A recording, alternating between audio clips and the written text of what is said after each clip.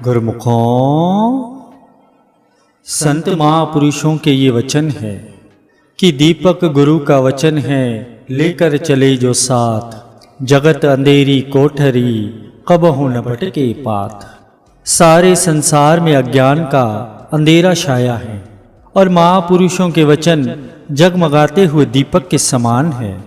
जो गुरुमुख सेवक जिज्ञासु प्रेमी उन वचनों की रोशनी में चलते हुए अपने जीवन की सब कार्यवाही करते हैं, वे सही रास्ते पर चलते जाते हैं। उनके पैर इधर उधर नहीं जाते, रास्ते से भटकते नहीं, बल्कि लक्ष्य की तरफ बढ़ते हैं और लक्ष्य को पा लेते हैं। तो वह रास्ता कौन सा है जिस पर चलने से लक्ष्य की प्राप्ति होती है? क्योंकि गुरुमुख प्रेमियों का लक्ष्य तो आत्म कल्याण है, तो उनकी इस अभिलाषा को पूरा करने के लिए महापुरुषों ने ऐसा रास्ता बतलाते हैं जो सरल भी होता है और जिस पर चलने से गुरुमुख प्रेमियों की अभिलाषा भी पूरी होती है। वह रास्ता है भक्ति का। भक्ति मार्ग ही ऐसा सरल मार्ग है जिस पर चलने से जीवात्मा का कल्याण होता है, महापुरुषों की प्रसन्नता मिलती है और लक्ष्य की प्राप्ति भी होती है। वक्त के महापुरुष ही जीव को उसके कल्याण का रास्ता दिखा सकते हैं। दुनिया में और कोई भी ऐसा नहीं है जो उसे सही रास्ता दिखा सके, उसे उसके लक्ष्य की याद करा सके, उसका कल्याण कर सके, लक्ष्य तक पहुंचा सके। गुरुमुखों, आप दुनिया में देखते हो कि किस तरह से संसार चलता है।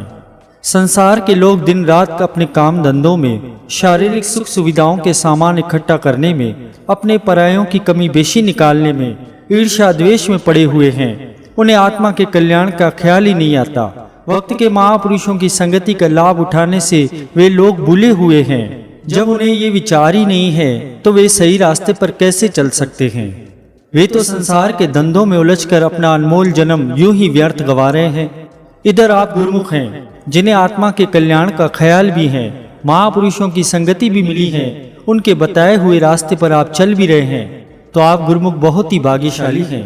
आपका जन्म सकारत हो रहा है। गुरुमुखों, आप सब गुरुमुख समझ रहे हैं कि हम किस रास्ते पर चल रहे हैं और हम कहाँ पहुँच गए हैं। आप संस्कारी सज्जन हैं। आपके भाग्य हैं कि श्री परमहंस दयाल जी महाराज जी की मुबारक मौत से आप यहाँ वक्त के महापुरुषों की चरण शरण में पहुँच गए हैं। श्री परमहंस दयाल जी महाराज जी ने इस रूहानी श्री आनंदपुर दरबार की रचना रचाई, भक्ति की कमाई का सरल रास्ता दिखलाया और समय समय पर महापुरुषों ने इस रचना को आगे बढ़ाया। अब भी महापुरुष इस रचना को चला रहे हैं और आप गुरुमुख महापुरुषों के वचनों की रोशनी में चल रहे हैं, उनकी शुभ संगति से लाभ उठा रहे हैं। इस सही रास्ते पर चलते हुए आप गुरुमुख जन भक्ति की कमाई कर रहे हैं, अपने लक्ष्य की तरफ बढ़ रहे हैं। प्रेमियों, संत महापुरुष फरमाते हैं कि नाम सत्य जग झूठ हैं, कि नाम ही सत्य है, बाकी सारा संसार ही झूठा है। संसार के रिश्ते नाते, संसार का कोई भी सामान जीव के साथ नहीं जाता, लेकिन जीव अगर नाम की कमाई करता है तो वह कमाई उसके साथ जाती है। इंसान विचार करे कि वह माया के चक्कर में फंसकर भूल गया है और गलत रास्ते पर चल रहा है, तो सही रास्ता कौन बतलाते हैं? वक्त के महापुरुष ही सही रास्ता बतलाते हैं कि संसार और संसार के सब सामान मिथ्या है, नाशवान है। सत्य तो केवल परमात्मा का नाम है। जैसे कहा भी गया है कि नाम सत्य जग झूठ है, और यह नाम वक्त के महापुरुषों की शरण में जाने से ही मिलता है। गुरुमुखों, आपको महापुरुषों की शरण मिली है। महापुरुषों ने आपको सही रास्ता दिखलाया है, सच्चा नाम बख्शा है। आप इस सच्चे नाम की कमाई कर रहे हैं, तो आप गुरुमुख बहुत ही भाग्यशाली हैं। क्या कोई माता पिता अपने बच्चे को गलत रास्ते पर चलाता है? कदापि नहीं, कोई नहीं चलाता। माता पिता ये चाहते हैं कि उनका बच्चा अच्छे रास्ते पर चले, पढ़ा लिखा हो, उसकी संगति अच्छी हो, उसके विचार अच्छे हो, उसको भगवान की याद बनी रहे।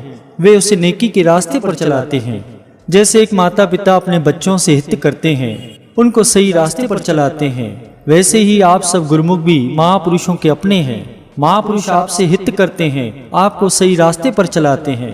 तो सब गुरुमुखों का यही कर्तव्य बनता है कि सब गुरुमुख जन महापुरुषों की आज्ञा में चले।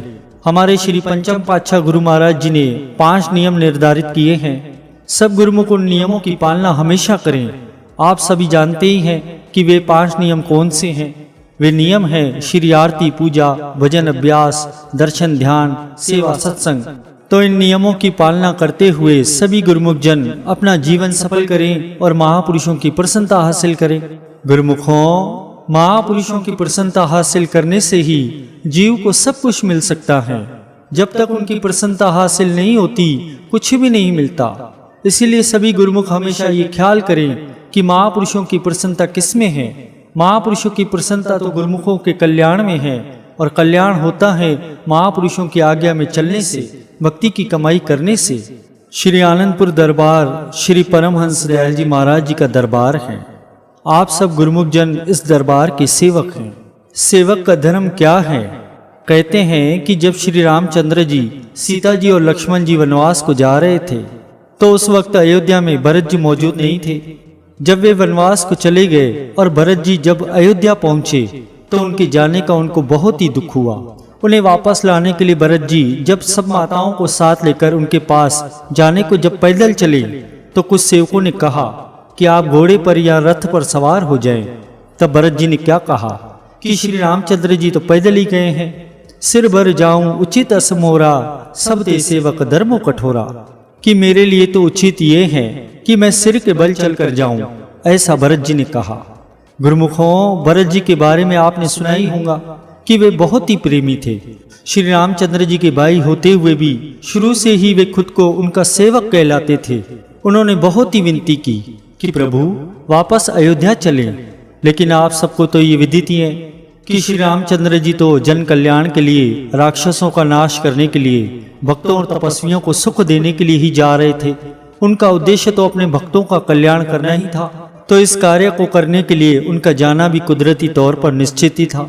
तो मतलब ये है कि इसी तरह महापुरुष संसार में आकर जीवों को सुख, शांति और आनंद देते हैं, उनका कल्याण करते हैं।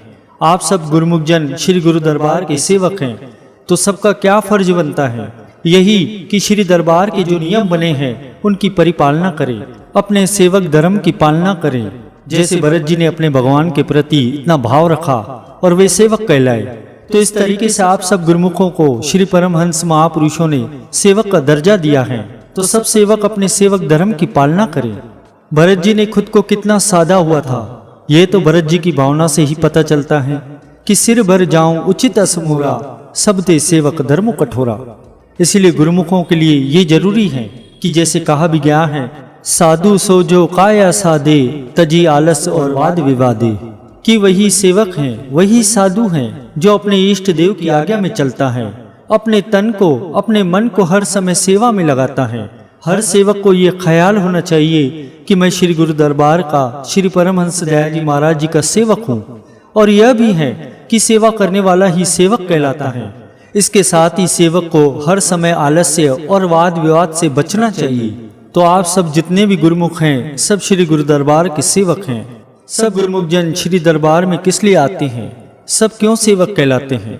क्योंकि सब गुरुमुखों को कुदरत की तरफ से, महापुरुषों की कृपा से या अपनी कमाई से श्री आनंदपुर दरबार में पहुंचने का, सेवा भक्ति करने का सौभाग्य प्राप्त है। महापुरुषों की आज्ञा से सेवा करते हैं तो सेवक कहलाते हैं। तो भरत जी के दृष्टांत से, उनके जीवन से प्रेरणा लेते हुए सभी गुरुमुखों का क्या फर्ज है? यही कि इष्ट देव की जो आज्ञा हो, तन मन से सुचारू रूप से उनकी परिपालना करें। आप सभी को ये विदित ही है कि श्री रामचंद्र जी के वनवास जाने पर भरत जी गद्दी पर नहीं बैठे। वे उनसे उनकी चरण दासियां मांगकर अपने सिर पर रखकर अयोध्या ले आए और वही चरण दासियां उनकी गद्दी पर रखी। और अपने इष्ट देव के वियोग में इस तरह से उन्होंने 14 साल तक राज्य की संभाल की। कैसी नीति मर्यादा समझा गए भरत जी कि श्री रामचंद्र जी के भाई होते हुए भी उन्होंने खुद को उनका सेवक कहलाया।